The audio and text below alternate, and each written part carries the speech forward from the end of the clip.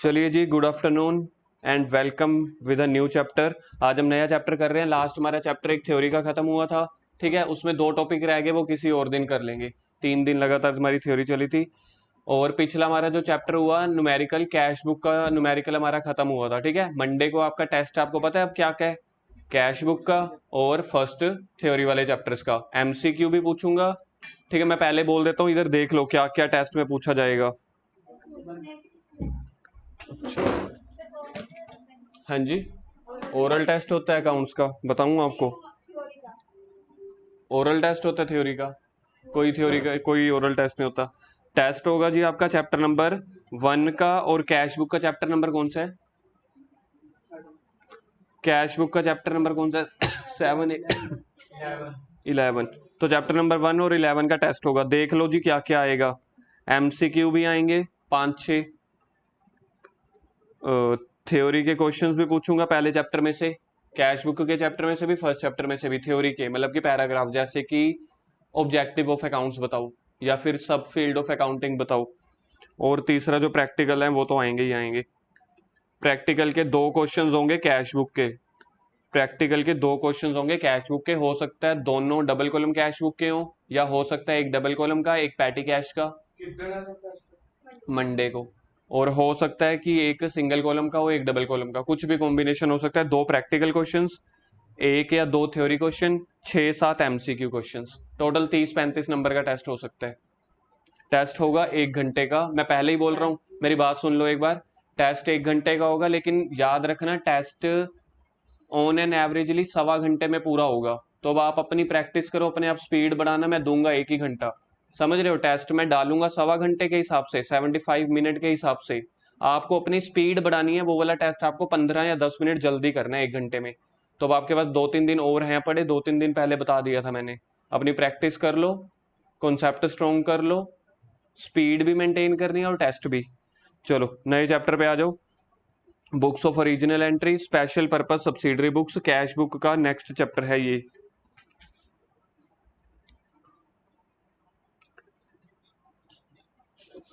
जब हमने cash book का चैप्टर स्टार्ट किया था तब हमने क्या बोला था कि जैसे ही बिजनेस, यार आप दोनों इकट्ठे बैठ जाते हो ना, बड़ा खतरनाक पॉइंट हो जाता है मेरे लिए। क्या करूं मैं, मेरी खुद की तबीयत ठीक नहीं, आज मेरा बिल्कुल बोलने का भी मन नहीं है। हम्म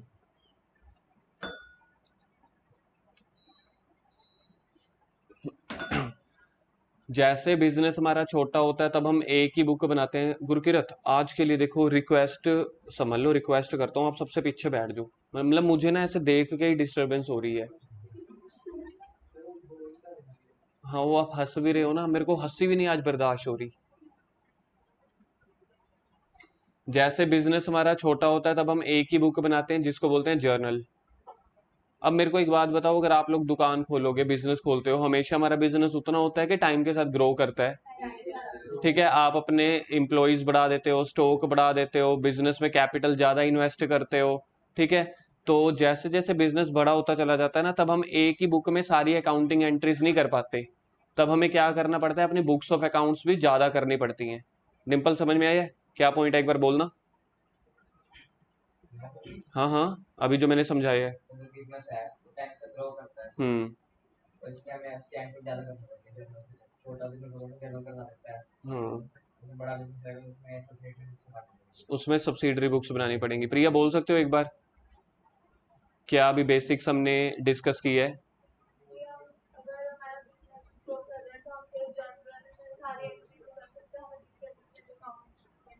डिफरेंट डिफरेंट अकाउंट्स नहीं, हाँ, हमें अब और ज्यादा बुक्स ऑफ अकाउंट्स, इसको क्या बोला जाता है? Books of accounts. अब हमें अकाउंट की और ज्यादा बुक्स बनानी पड़ेंगी। तो जब हम ये इतनी सारी बुक्स बनाते हैं तो इसको क्या बोला जाता है? Subsidiary books. सब्सिडरी बुक की पहली बुक होती थी कैश बुक। कैश बुक में कौन सी ट्रांजेक्शन रिकॉर्ड करते थे? कैश से रिलेटेड या बैंक से रिलेटेड। अच्छा, वहां पे कैश से रिलेटेड चाहे गुड्स होती हैं चाहे एसेट्स होती हैं, सारा कुछ रिकॉर्ड करते थे ना। मशीन या फर्नीचर खरीदते थे, वो भी तो रिकॉर्ड करते थे। तो कैश से रिलेटेड वाली बुक को कौन सी बुक बोला जाता है? आवाज आनी चाहिए यार थोड़ी लाउड, एक बार लाउड आवाज नहीं आ रही। कैश है, हाँ ऐसे आवाज आनी चाहिए। कैश और बैंक से रिलेटेड एंट्री में कौन कौन सी बुक्स में रिकॉर्ड की जाती हैं? कैश बुक में। उसके अलावा 7 और बुक्स होती हैं। फिर मैंने आपको कहा था 2 बुक्स आपके सिलेबस में नहीं है, तो बाकी टोटल बच गई 6 बुक्स। एक कैश बुक हम कर चुके हैं, तो बाकी कितनी रह गई? 5। तो यहाँ पे लिखो जी, सबसे पहले इधर अपनी बुक में लिखो सबसे नंबर 1 कैश बुक, और इसके साथ में लिख देना प्रीवियस चैप्टर। तो ये हम ऑलरेडी कर चुके हैं, पहले यहाँ पे लिख लो नंबर 1। चलो जल्दी लिखो नंबर 1 कैश बुक, ये हम पहले ही कर चुके हैं। नंबर 2 में आपके पास है purchase book, number 3 cell book, फिर परचेज रिटर्न, सेल रिटर्न और जर्नल प्रॉपर। जर्नल प्रॉपर के ब्रैकेट में लिख दो कॉमन और रेजिड्यूरी। कॉमन और रेजिडरी बुक, इसको याद है मैंने नाम दिया था श्री गुरुद्वारा साहिब का, कि जिसका कोई नहीं होता उसके गुरुद्वारा साहिब होंगे। जो जितना मर्जी बुक है उसको वहां से लंगर मिल जाएगा, खाना खा के ही बाहर आएगा, प्रसाद लेके ही वापस आएगा। तो जो एंट्री कहीं पे नहीं आती वो यहाँ पे आएगी। ठीक है, कैश बुक में कौन सी एंट्री होती है? कैश से रिलेटेड। सेल बुक में परचेज बुक में क्रेडिट परचेज ऑफ गुड्स। तो यहाँ पे 2 शब्द हैं जरूरी, एक तो क्रेडिट वाली और गुड्स, एसेट्स नहीं। क्रेडिट परचेज ऑफ गुड्स वो परचेज बुक में। सेल बुक में क्रेडिट सेल ऑफ बुक्स। तीसरा उसके बाद परचेज रिटर्न में अगर कोई सामान हम वापस कर रहे हैं, सेल रिटर्न में अगर कोई सामने वाला बंदा हमें सामान वापस कर रहा है। तो देखा जाए तो बहुत इजी है ये वाली, सेकंड, थर्ड, फोर्थ और फिफ्थ। बाकी रहेगी जनरल प्रॉपर, जो एंट्री कहीं नहीं आएगी जनरल प्रॉपर में आ जाएगी, जैसे कि बैड डेट्स को रिकॉर्ड करने की एंट्री, क्रेडिट, हाँ डेप्रिसिएशन की entry, credit purchase of assets की entry, credit sale of assets की एंट्री, इंटरेस्ट ऑन कैपिटल की, ऐसे कोई भी एंट्रीज। वेजेस आउटस्टैंडिंग की, अगर हम वेजेस पे कर रहे हैं कैश में, अगर हम वेजेस पे कर रहे हैं कैश में, वो तो कैश बुक में आई थी। अगर वेजेस आउटस्टैंडिंग हो जो हमने पे नहीं की, तो वो यहाँ पे आ जाएंगी। कॉपी खोलो, चैप्टर स्टार्ट करो लिखना।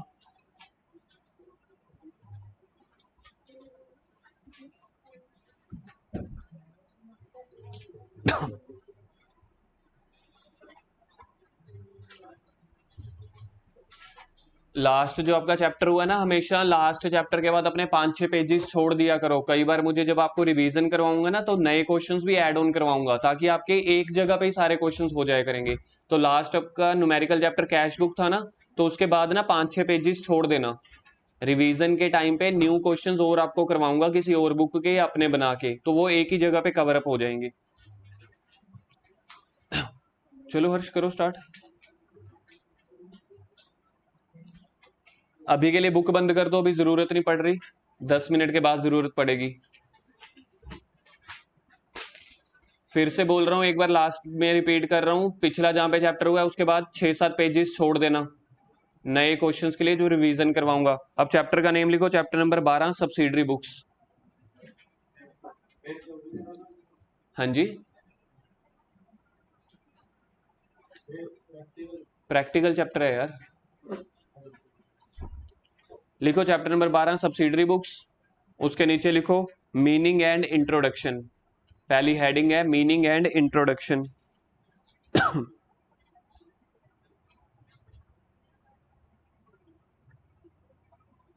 मीनिंग एंड इंट्रोडक्शन में point number 1, when business grows, when, meaning and introduction first heading है इस चैप्टर की। उसके अंदर point number 1, when business grows comma then it is not possible, then it is not possible for businessman, then it is not possible for business, लिख लो सिर्फ, for business to record each and every transaction. Screen में से ना थोड़ी बहुत changes करवा सकता हूं, इसलिए आप ट्राई करो जो मैं बोल रहा हूं वही लिखो, क्योंकि बीच में कई बार ना 2-3 वर्ड्स चेंज कर देता हूं तो मैं। Then it is not possible for business to record each and every transaction, to record, हाँ, to record each and every transaction in journal book, in journal book. Point number 2, Point number 2, then with the growth of business, then with the growth of business, comma, the need of various types of books, the need of various types of books, that is called subsidiary books, that is called subsidiary books, arises. Various types of books, that is called subsidiary books, arises. Full stop. It means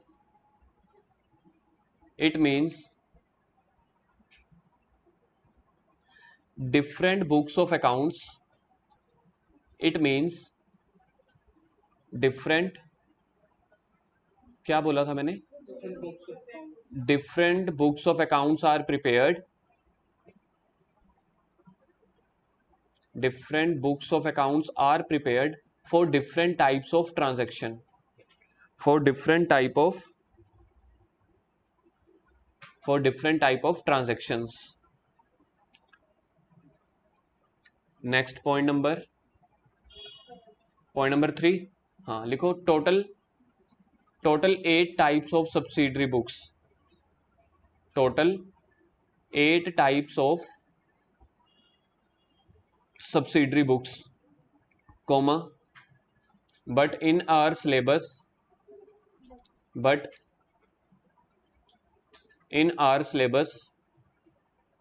6 subsidiary books are covered. 6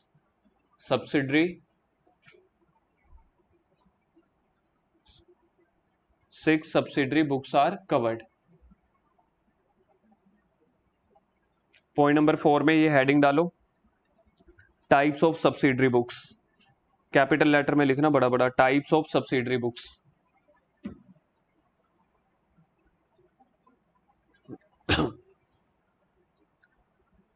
underline करो इसको, double underline करो. Types of subsidiary books underline करो. Number 1 cash book. Cash book इसके bracket में लिखो already done. Already done. फिर उसके बाद एरो डाल के लिखो ऐसे, record only cash and bank transactions. Record only cash and bank transactions.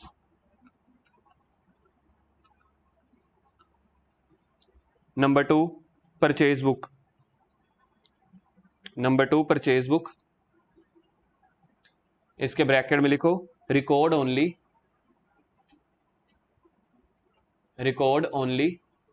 Credit purchase of goods.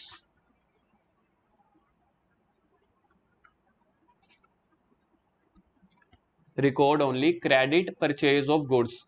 Credit को अंडरलाइन करके उसके ऊपर लिखो नंबर 1, जैसे मैंने लिखा हुआ देखो, क्रेडिट को अंडरलाइन करके उसके ऊपर नंबर 1 और गुड्स को अंडरलाइन करके नंबर 2.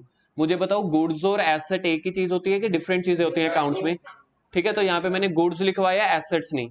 ठीक है, और इसके साथ आपने क्या लिखा, record only credit purchase of goods and bracket close तो नहीं कर दी थी ना? चलो एडजस्ट करो एंड नोट एसेट्स. एग्जाम में काफी बार ये वाला क्वेश्चन पूछा गया है कि परचेज बुक में कौन सी ट्रांजैक्शंस रिकॉर्ड होती हैं, तो क्या आंसर होता है, credit purchase of goods and not assets. Point number 3 लिखो परचेज रिटर्न बुक.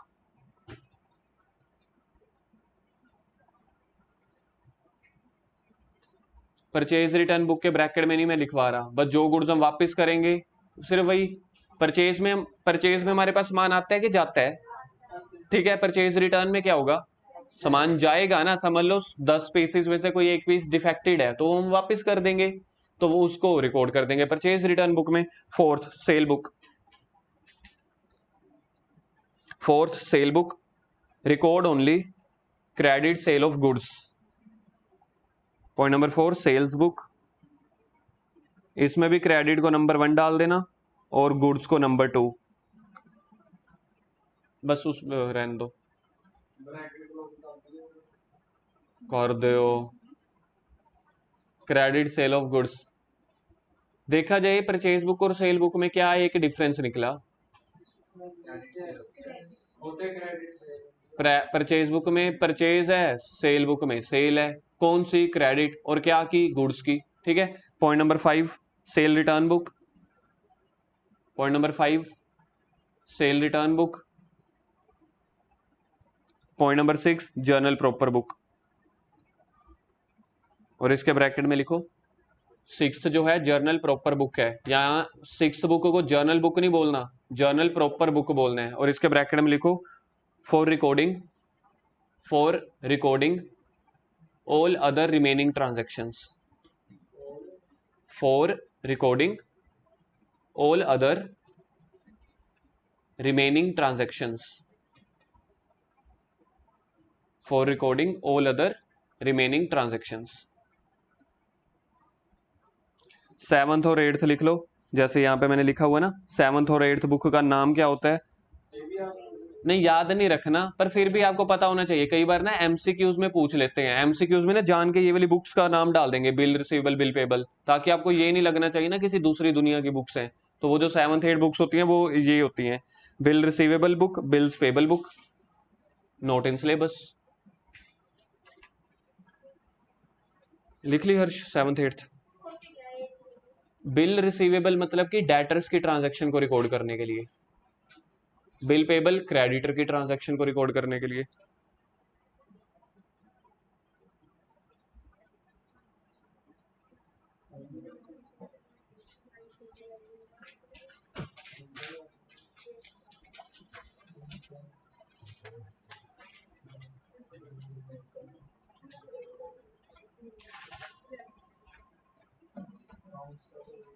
चलो अब फर्स्ट बुक स्टार्ट करो, नीचे या अगले पेज पे स्टार्ट कर देना फ्रेश परचेज बुक। तो पहला हमारे पास परचेज बुक का है।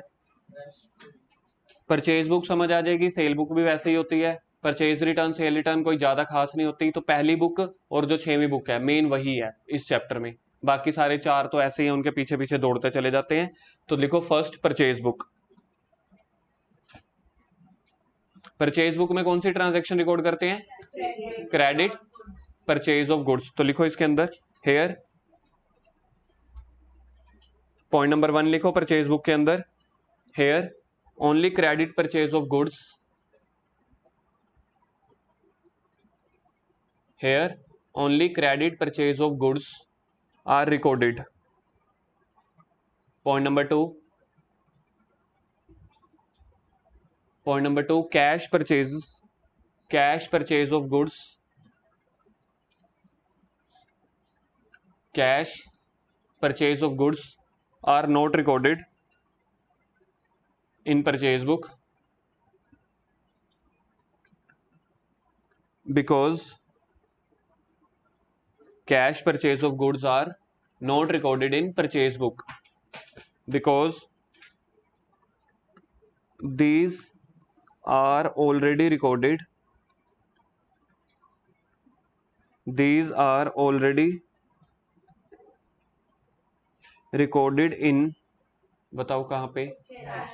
Cash book. These are already recorded in cash book, क्योंकि कैश से रिलेटेड थी तो कैश बुक में हमने ऑलरेडी इसको रिकॉर्ड कर दिया होगा। किसको ये वाला सेकंड पॉइंट का लॉजिक क्लियर है? गुरुविलास क्लियर है? कैश परचेज क्यों नहीं रिकॉर्ड कर रहे? क्योंकि ये कैश से है ना। अब देखो बच्चों का एक डाउट मैं आपके साथ शेयर करता हूं, जो मुझसे स्टूडेंट्स पूछते हैं कि सर गुड्स परचेज कर रहे हैं, मान लिया कि कैश में है, तो हम जरूरी है कि हमने कैश बुक में रिकॉर्ड करनी है, इसको परचेज बुक में रिकॉर्ड कर देते हैं।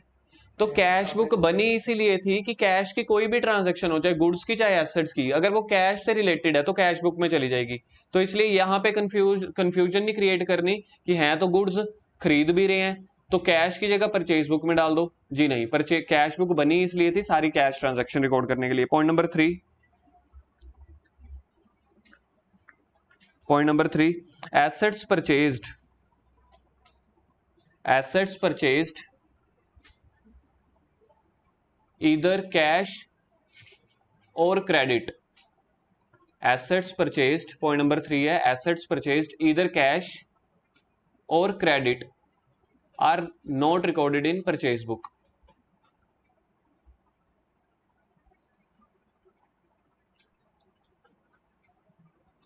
Are not recorded in purchase book. Point number 4।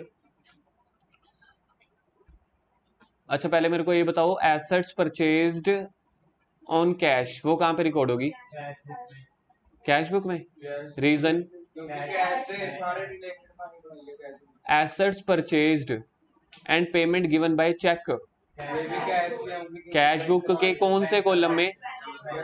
Bank वाले कॉलम में, ठीक है। एसेट्स परचेज ऑन क्रेडिट, हाँ तो नेक्स्ट पॉइंट लिखो fourth, assets purchased on credit. Point number 4 लिखो, assets purchased on credit are recorded in journal proper book.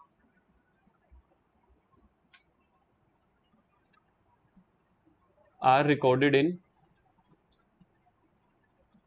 Journal proper book. Gurkirat सीधे बैठो, गुरकिरत आप हो ना? हाँ सीधे बैठो। क्लास में बैठने के यार मैनर्स थोड़ी ना है। नहीं फिर देखो आप अपने वहाँ 5 मिनट पहले आओ, ये 2 कुर्सियां लगी हुई हैं, देखो राज्य महाराजाओं वाली कुर्सी नहीं लग रही, बस उनकी लक्कड़ की और सिंहासन की होती थी, ये प्लास्टिक की है। देखो डिजाइन तो वैसा है, तो इधर बैठो राजा बन के, बात है कोई? चलो इसके बाद बनाओ जी फॉर्मेट ऑफ परचेज बुक। याद है हमेशा क्या होता है? अच्छा इस फॉर्मेट को फर्स्ट चैप्टर के अकॉर्डिंग मैं क्या बोलूं, आर्ट या साइंस? फॉर्मेट जो है वो आपका एक आर्ट में कवर होता है, और जो इसके अंदर की ये पॉइंट्स हैं कि यहाँ पे इनपुट जीएसटी ही लिखना है, ये एक तरह से साइंस हो गया, क्योंकि पर्टिकुलर फॉर्मूला के अकॉर्डिंग आप लिख रहे हो। लिखो जी फॉर्मेट ऑफ परचेज बुक, सिर्फ इतना सा फॉर्मेट है। हाँ अब अरे बस ये तो देखो इतना ही बनाना है, एक एग्जाम्पल लिखाऊंगा लेकिन इतना ही लिखाऊंगा, 3 या 4 लाइनों का ही बनाना है, इससे ज्यादा नहीं बनाना। छोटे छोटे कॉलम बना लेना और कुछ भी नहीं। हाँ जी पूरा लिखना है पूरा।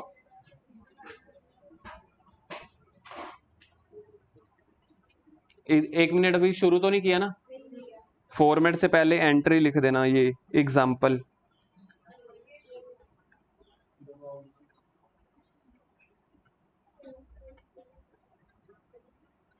Goods purchase from Ram at 10,000 and CGST and SGST 6% each.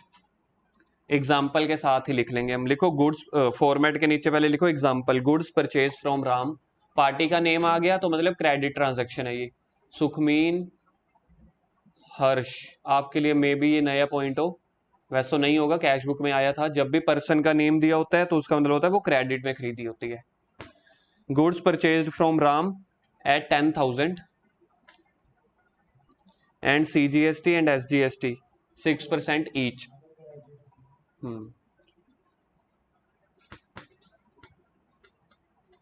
बना लो फॉर्मेट, पहला है डेट। हाँ जी एंट्री इसी में करेंगे ना, फॉर्मेट में, फॉर्मेट बनाओ पहले तब तो परचेज बुक में क्रेडिट नहीं एंट्री रिकॉर्ड करेंगे। ऊपर पढ़ो पहला पॉइंट, मीनिंग इंट्रोडक्शन में पढ़ो, इसमें पढ़ो, परचेज बुक का पहला पॉइंट पढ़ो। थर्ड कॉलम है इनवॉइस नंबर। देखो मैं नंबर बोल रहा हूं, पहला है डेट, फर्स्ट डेट, सेकंड है पर्टिकुलर, थर्ड है इनवॉइस नंबर, फोर्थ है लेजर फोलियो LF, पांचवा है डिटेल्स, सिक्स्थ है परचेज, 5 है डिटेल, 6 है परचेज। बन गया फॉर्मेट क्या? बनाओ फिर जल्दी, क्वेश्चन करें आगे। इस चैप्टर को तो हमने 3 दिन में खत्म कर देना बस। सिक्स्थ है आपके पास input CGST, 7 input SGST, 8th input IGST, 9th total. दिखाना हर्ष बुक।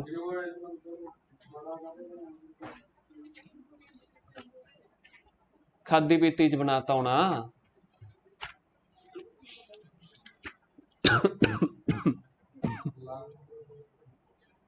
हाँ लगा दिंदा, आओ इधर लगावा।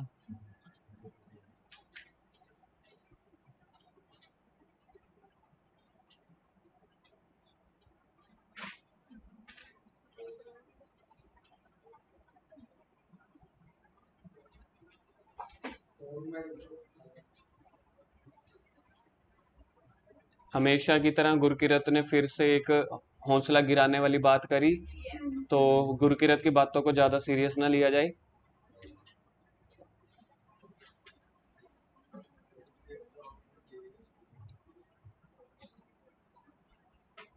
मैं इंतजार करूंगा किसी एक दिन ऐसी कोई गुरकिरत की बात, गुरकिरत ऐसी कोई बात करे कि हाँ कि भाई हौसला, हौसला उठाने वाली। अच्छा हुआ यार आप फौज में नहीं गए।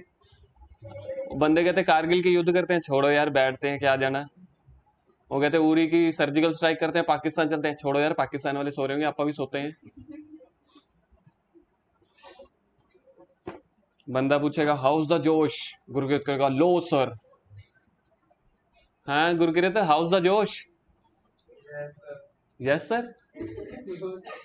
ये भी लो ही है ना भाई, जोश कैसा होना चाहिए क्लास में। हाँ चलो जी डेट डालते हैं, डेट क्या है आज की डेट, चलो 1 जनवरी डाल देते हैं यार, 1 जनवरी 2022 की डेट डाल देते हैं हम। चलो इधर देखो जी, अब ट्रांजैक्शन हमने रिकॉर्ड करनी है ना, पर्टिकुलर में लिखते होते हैं पर्सन का नेम जिससे हम सामान खरीद रहे हैं, तो यहाँ पे लिख दो मिस्टर राम। इनवॉइस नंबर समझ लो, इनवॉइस नंबर है, बताओ क्या डाला इनवॉइस नंबर, G19। ऐसे अलग अलग कंपनीज के ना अलग अलग इनवॉइस नंबर हो सकते हैं। कभी आप लोग Amazon या फ्लिपकार्ट से कुछ मंगवाना, तो उनके ना जो इनवॉइस नंबर होता है ना, वो तो 12-12 14-14 अक्षरों का होता है। G123 फिर 1920 पता नहीं क्या क्या लिखा होता है, उन्होंने समझ में भी नहीं आता। तो जरूरी नहीं है इनवॉइस नंबर 123 होता है, हर कंपनी का या हर बिजनेस का अपना अपना कुछ कोड होता है। अच्छा LF को छोड़ दो, अब डिटेल्स में देखो हमने क्या लिखना है। हमने कितने का सामान खरीदा, 10,000 का। अब मेरे को बताओ जब मैंने सामान खरीदा, टैक्स मैं पे करूंगा कि मुझे टैक्स मिलेगा। हम हमेशा कुछ भी खरीदते हैं साथ में टैक्स भी पे करना पड़ता है ना, कितने परसेंट है, तो 6,000 ये हो गया, नहीं 600 CGST हो गया और 600 SGST, तो टोटल अमाउंट कितनी हो गई 11,200। तो मतलब मुझे 10,000 वाला सामान 11,200 में पड़ गया। होता भी यही है, हमेशा से वही एग्जांपल याद करो, 100 रुपए का पिज्जा था, 5 रुपए का टैक्स लग गया। पर्टिकुलर में हमने क्या लिखना होता है, पार्टी का नेम, याद रख लेना, पर्टिकुलर पार्टी का नेम, पर्टिकुलर पार्टी का नेम। इनवॉइस नंबर आपको दिया होगा क्वेश्चन में, डिटेल में क्या लिखना होता है सारा कुछ। अगर बाय चांस यहाँ पे डिस्काउंट होती तो पहले मैं 10,000 में से डिस्काउंट माइनस कर देता, फिर जो निकलता ना उसका 6% कैलकुलेट करता। हाँ जी, अच्छा उसके बाद क्या आपके पास परचेज। अब मुझे बताओ मैंने सामान कितने का खरीदा था, नहीं नहीं विद टैक्स नहीं, सामान कितने का था, सामान 10,000 का ना, तो यहाँ पे सिर्फ 10,000 ही आएंगे परचेज में। परचेज में क्या आता है, जितने का सच में सामान हो, टैक्स को छोड़ दो। अब मैंने यहाँ पे कौन से दो टैक्स भरे हैं, CGST और SGST ना, 600 600, तो यहाँ पे CGST में 600 लिख दो, 600 SGST में, IGST कुछ नहीं है तो डैश डाल दो, तो टोटल कितना बन गया। सर टोटल देखा जाए ये डिटेल वाले कॉलम का टोटल ही तो हो गया बराबर, तो याद रखना जो डिटेल में लिखते हैं वही टोटल में लिखते हैं। नीचे टोटल करने के लिए कि टोटल अमाउंट कितनी बन गई, फिर ये वाली टोटल अमाउंट इधर लिख दी मैंने, कॉपी पेस्ट कर दी। ये होता है परचेज बुक का क्वेश्चन। नहीं नहीं वो जैसे मर्जी कर दो, कोई दिक्कत नहीं है, ये लो हम यहाँ पे लिख देते हैं, ठीक है। यहाँ पे क्योंकि यहाँ पे मैं बैलेंस ब्रोड डाउन या बैलेंस कैरी डाउन नहीं कर रहा है, इसलिए यहाँ पे चल जाता है, लेकिन आपको सीधी लाइन में लिखना है, आप सीधी लाइन में लिख देना।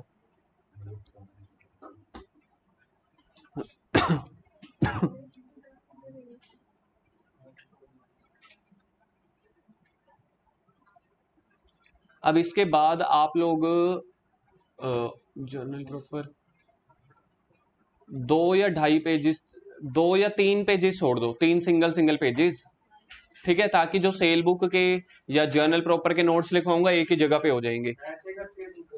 यार मैं आज ना आप लोगों को एक बार बता ही देता हूँ, मेरे को कॉपी दो, दिखाना कॉपी, मैं आपको बताता हूँ कि 3 पेजेस किसको बोलते हैं। देखो जी अब 3 पेजेस किसको बोलते हैं, रिकॉर्डिंग वाले भी देख लेंगे। इसको मैं सिर्फ 1 पेज बोलता हूँ, ठीक है, सिंगल वाले को 1 पेज, तो ये हो गया पेज नंबर 2, ये हो गया पेज नंबर 3, तो डबल में आप मिला लो 1.5 पेज हो गया, सिंगल सिंगल में 3 पेज, समझ गए। पेज नंबर 1, फिर जो अगले पेज में है, अगले में 2 पेजेस हो गए, 1 और 2। अब क्लियर है? अब अगली बार से मुझसे नहीं पूछना कि सिंगल या डबल। गुरकिरत अब समझ में आ गया ना? हाँ, वाह तेरी अंग्रेजी।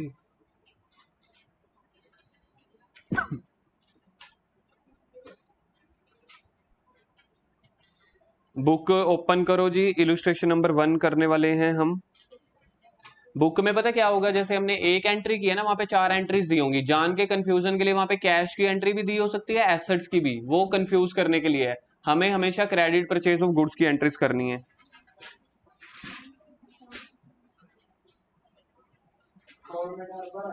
फॉर्मेट यही बननेगा। 3 पेजेस छोड़ने के बाद पहले फॉर्मेट बना लो। अब आपकी मर्जी है फॉर्मेट सीधा बनाना है या हॉरिजॉन्टल वे में बनाना है, वो जैसे आपको ठीक लगे। चलो जल्दी बनाओ।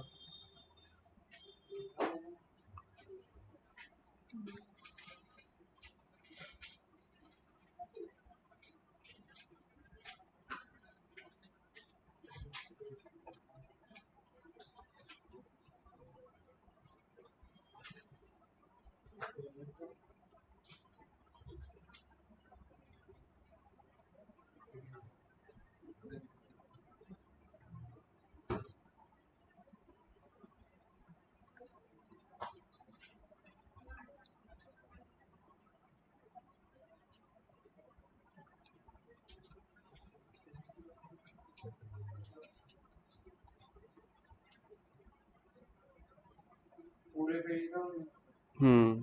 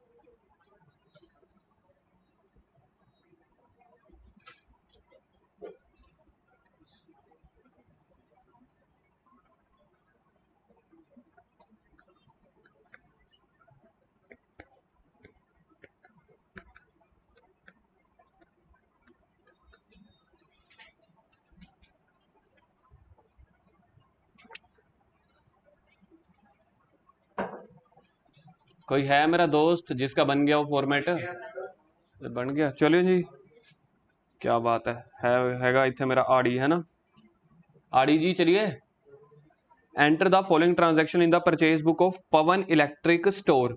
देखो मैंने अभी तक आपको किसी भी चैप्टर में, अब आपको एक नई चीज बताने वाला हूं, आप लोग मुझे याद कराना क्या मैंने ये डायलॉग किसी चैप्टर में आपको बताया या समझाया है। कि अब आपको यहाँ पे ये भी ध्यान रखना पड़ेगा कि जो बंदा है बिजनेसमैन, उसका क्या का काम है। आज तक अभी हमने किसी भी चैप्टर में कोई बहुत ज्यादा तवज्जो नहीं दी। जर्नल में एक आध क्वेश्चन में कभी मैंने बोल दिया होगा, अदरवाइज मैंने कभी किसी भी, अब जैसे कैश बुक का कोई चैप्टर हमारा पिछला खत्म हुआ है, या लेजर का या ट्रायल बैलेंस का, कभी मैंने स्ट्रेस डाला है कि बंदे का बिजनेस भी ध्यान रखना क्या है, यहाँ पे काम आएगा।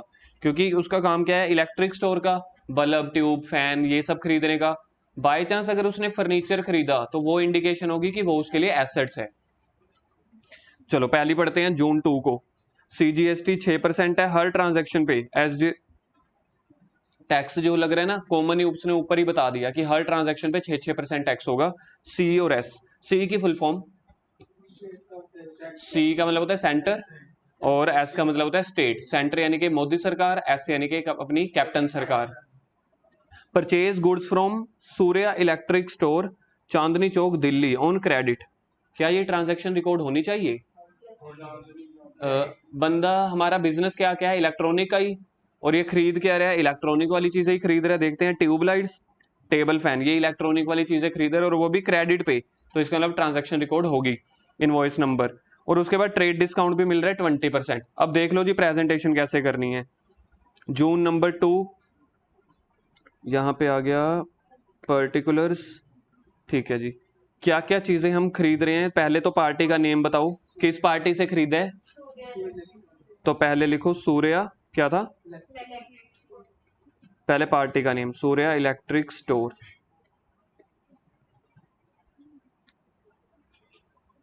इनवॉइस नंबर बता दो, 480।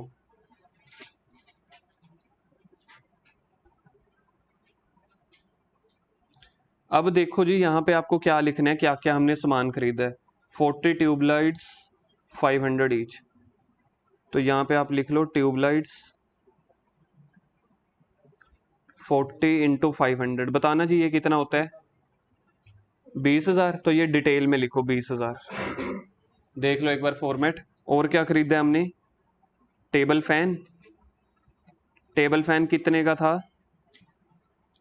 15 टेबल फैन 2,000 का एक है। 15:2000, 30,000 होता है ये, 30,000। बस ये दो सामान खरीदे हैं, ये हो गए 50,000 के। अब हम इस पे डिस्काउंट भी हमें मिल रही है तो लेस कर दो यहाँ से। तो पहले लिखो यहाँ पे less trade discount 20%। Less trade discount bracket में 20%। 50,000 का 20% कितना होता है, नहीं 50,000 का 10,000, तो 10,000 माइनस कर दो। इसको लिखेंगे, जब ये ट्रेड डिस्काउंट माइनस करते हैं ना, इसको लिखते हैं परचेज। हमने इतने का सामान खरीदा, जितने का सामान खरीदते हैं उसके ऊपर लगता है टैक्स। डिस्काउंट माइनस करने के बाद जो चीज आती है ना उसको बोलते हैं परचेज, फिर आपका लगेगा टैक्स। तो इसमें टैक्स ऐड करें या माइनस करें, डिस्काउंट तो माइनस की थी क्योंकि डिस्काउंट चाहे मिली या चाहे दें, डिस्काउंट हमेशा माइनस होती है और टैक्स हमेशा ऐड होता है। Add CGST at the rate of 6%। 40,000 का 6%, 2400 ऐड कर दिया, 2400। Add SGST at the rate of 6%, 2400। इसको लिख दो टोटल। अब लिख दो नीचे टोटल। टोटल मेरा आ जाएगा कितना, 44800। और यही 44800 बताओ कहाँ पे जाएगा, नहीं नहीं पहले इसमें भी तो भरेंगे ना, ये जो कॉलम्स हैं। परचेज में जाएगा जी 40,000, इसमें जाएगा 2400, इसमें जाएगा 2400, इसमें जाएगा 44,800। किसी भी लाइन में डाल दो, मैंने आपको अभी समझाया तो था कि कोई दिक्कत नहीं है। चाहे सबसे एंड में लिख लो, इस ये देखो जहां पे अभी मैं लाइन लगा रहा हूँ, चाहे सारे यहाँ पे भी लिख सकते हो, कोई दिक्कत नहीं है। यहाँ पे जहां प्रेजेंटेशन चाहिए होगी मैं आपको बोलता चला जाऊंगा, क्योंकि उसमें था नहीं ना, अभी हमने क्वेश्चन पढ़ा है ना, था ही C और S। क्वेश्चन में IGST था नहीं। नहीं नहीं पेपर में भी नहीं बनाना पड़ेगा, पहले क्वेश्चन रीड कर लेना कि अगर वहां पे, क्यों छबील लगी है घर, 4:22 है हजे, पूरा क्वेश्चन होएगा। अभी करवानी मैंने एक एंट्री थी, लेकिन अब बात मेरी ईगो पे आ गई है, मैं पूरा क्वेश्चन कराऊंगा। जून 2 के बाद एंट्री बताओ जी। आप अपने इस होनहार स्टूडेंट को रल मिलके वो कर लो, क्योंकि जितना ये बोलेगा ना, मैंने अब हर कदम एक आगे बढ़ाना है। मैंने सोचा था 2 एंट्रीज कराऊंगा बाकी घर के लिए, अब मैं 4 एंट्रीज कराऊंगा। Board goods from new light traders Connaught place. Connaught place समझते हो ना, वो CP कोई गया है, दिल्ली के सबसे फेमस मार्केट है ना एक कनॉट प्लेस CP, यहाँ पे शूटिंग्स होती है मूवीज की। न्यू दिल्ली ऑन क्रेडिट, चलो जी ये भी क्रेडिट पे खरीदा है। खरीदा क्या है, फैन और आयरन्स। बताओ ये वाली ट्रांजैक्शन रिकॉर्ड होगी कि नहीं, क्यों, क्योंकि देखा जाए तो ये उस बिजनेसमैन के लिए गुड्स हुई। ठीक है चलो जी, पहले तो पार्टी का नेम लिखेंगे 10 जून को।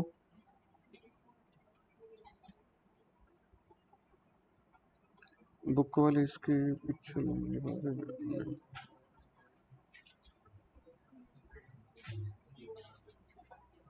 डेट क्या थी हर्ष, 10। पार्टी का नेम क्या है, new light traders. Invoice number 2310। अच्छा क्या क्या खरीद रहे हैं, सीलिंग फैन और electric fan, okay. Ceiling fan कितने हैं, 10 इंटू 3000, तो टोटल हो गया 30,000। अच्छा जी, और सीलिंग फैन के अलावा है? फिर मैंने कुछ और देखा यार यहाँ पे तो, इलेक्ट्रिक आयरन्स। मैं अभी आयरन्स लिख रहा हूँ, मेरे पास जगह कम है। कितने की है? 20 इंटू 500, 20 इंटू 500, इस 10,000। और क्या कुछ खरीदे के 2 आइटम? ये आपका पास हो गया 40,000। ट्रेड डिस्काउंट है, देखना क्वेश्चन में, लेस ट्रेड डिस्काउंट। ये ऊपर वाला 40,000 ये परचेज होता है? परचेज कब आता है फिर? हाँ, ट्रेड डिस्काउंट कितना था? 10%। 4,000 माइनस हो जाएगा, तो ये 36,000 को परचेज लिख सकते हैं। क्यों? इसको लिखते हैं? नहीं, अभी अभी अभी तो सबने जवाब दिया। डिस्काउंट माइनस, ऊपर वाले को कुछ भी नहीं लिखना। डिस्काउंट माइनस करने के बाद जो बचता है ना, क्योंकि मेरे को पैसे तो इतने देने हैं ना 36,000, मेरे को 40,000 थोड़ी देना है। 40,000 आप ये लगा लो एमआरपी है, ठीक है। डिस्काउंट माइनस करने के बाद जो खरीदा, मैंने तो सामान सच में 36 का खरीदा, तो 36,000 की परचेज। ऐड कर दो SGST 6%, 36,000 का 6% प्लस CGST 2160, टोटल हो गया 36, 2 38 और 2 40, 40,320। अच्छा, अब मेरे को यहाँ पे भरने हैं परचेज। ये लो आप यहाँ पे लिख लेना, अब सारे इकट्ठे 36,000, 2160, 2160, 40,320। ये देख लेना 40,320 ही बन रहा है टोटल।